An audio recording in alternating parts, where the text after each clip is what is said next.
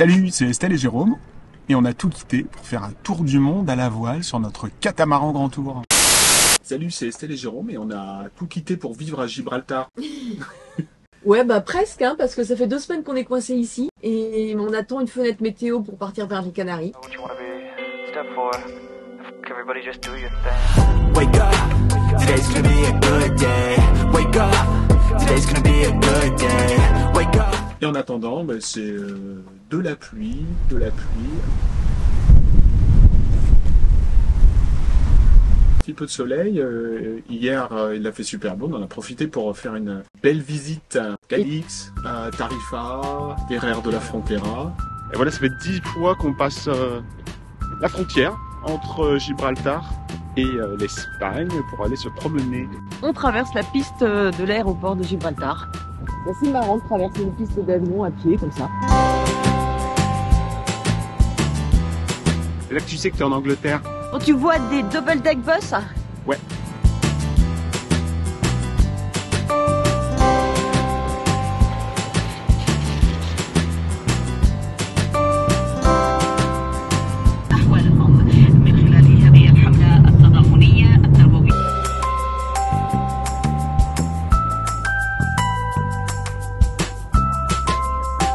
C'est vachement sympa, hein, ça fait un petit peu village... Médiéval. Non, bobo, branché, surfeur, quoi. C'est ton coup de cœur? Coup de cœur. Ah, cœur, c'est hyper mignon. Voilà, nouveau petit village blanc d'Andalousie, Ferrer de la Frontera.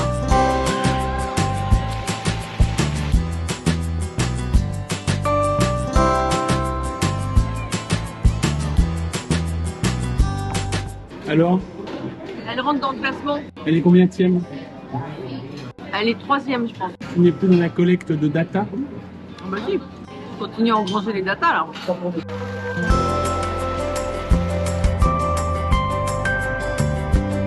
magnifique l'arrière-pays andalou. Et puis là, on profite du temps britannique pour bosser un petit peu notre plan de route, réfléchir à l'avitaillement pour la Transat, ce qui va pas être une mince affaire. Travailler sur les pièces de rechange, faire des petites vérifs moteurs, etc.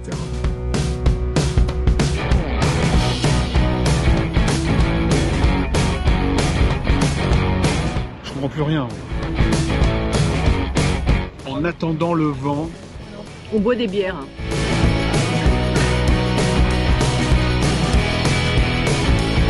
C'est plutôt chouette ton truc là.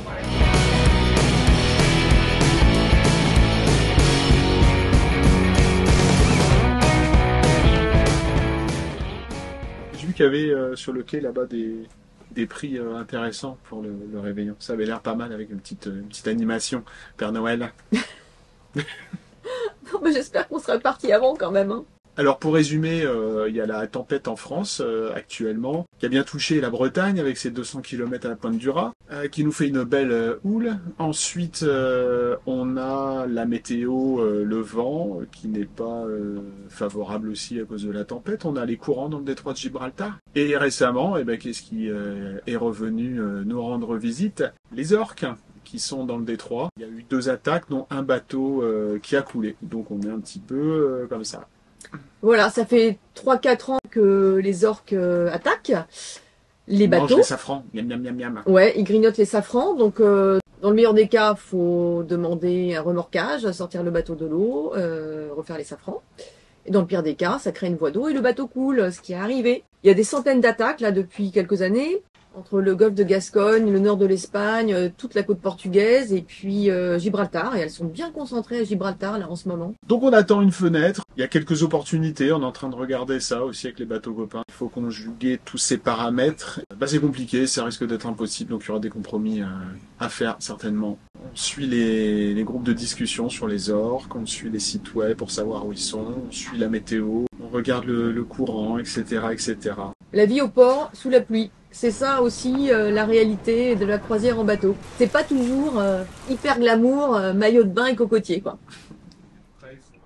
Alors ce matin il y a une petite éclaircie et il y a moins de vent donc on va en profiter pour aller faire le plein d'essence. Parce qu'ici à Gibraltar c'est détaxé. Donc ça vaut vraiment la peine. On est arrivé avec les réservoirs quasiment vides. Et puis petit à petit, on se prépare et on met tout en ordre de marche. On a le temps de le faire pour être prêt dans quelques jours pour la fenêtre météo qui va s'ouvrir et pour partir. On en a marre, hein, on a envie de repartir maintenant. On a envie de repartir, mais dans un bon créneau aussi, avec une belle fenêtre météo. Ouais. Et du soleil. On monte la piste d'atterrissage. On a 6 souvent traversé. Et voilà, on arrive sous le rocher, à Ocean Village. Un petit peu d'additif. Ça, c'est pour augmenter les performances et du coup, on développe 350 chevaux. Mais non, c'est pour les bactéries.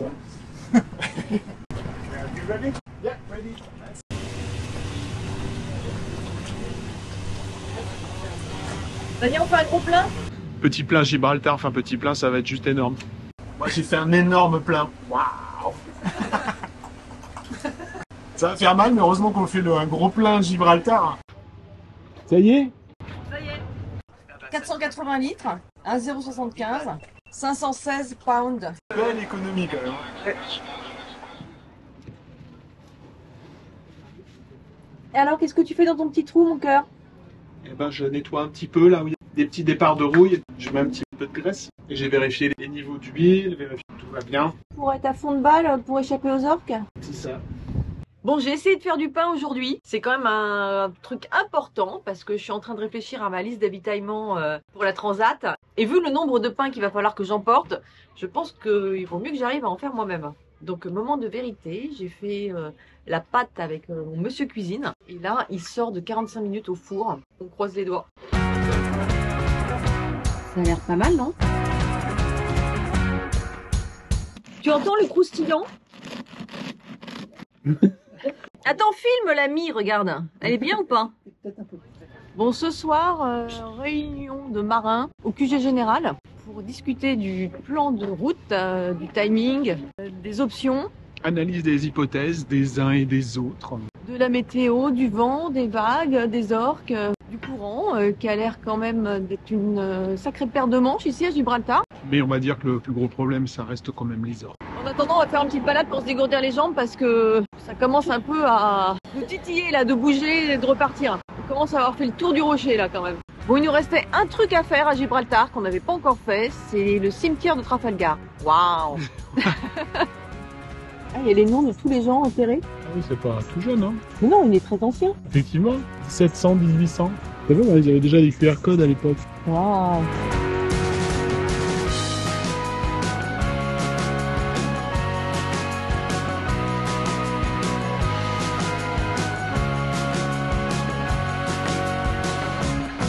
Et lui, il est mort des suites de ses blessures de la bataille de Trafalgar en 1805. Incroyable.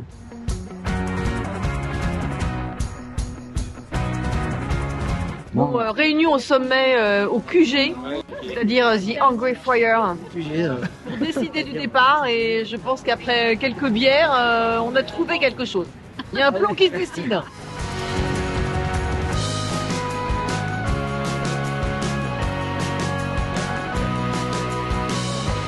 Et bien après 15 jours d'attente, il y a une fenêtre qui se présente, qui est en train de se dessiner sur l'Atlantique pour la sortie de Gibraltar. On vient de se prendre les tempêtes qui sont passées plus au nord, maintenant c'est terminé. Il y a un petit résidu de houle, mais le temps devient beaucoup plus clément. On a une fenêtre de plusieurs jours, on a quasiment une semaine de beau temps avec un vent qui va nous pousser en direct vers les Canaries. Donc ce que je fais, en général, je dégrossis sur Windy, et après, sur WeatherCatD, je regarde le modèle exact par rapport au polaire du bateau. Donc la sortie du détroit de Gibraltar reste problématique, surtout pour les orques.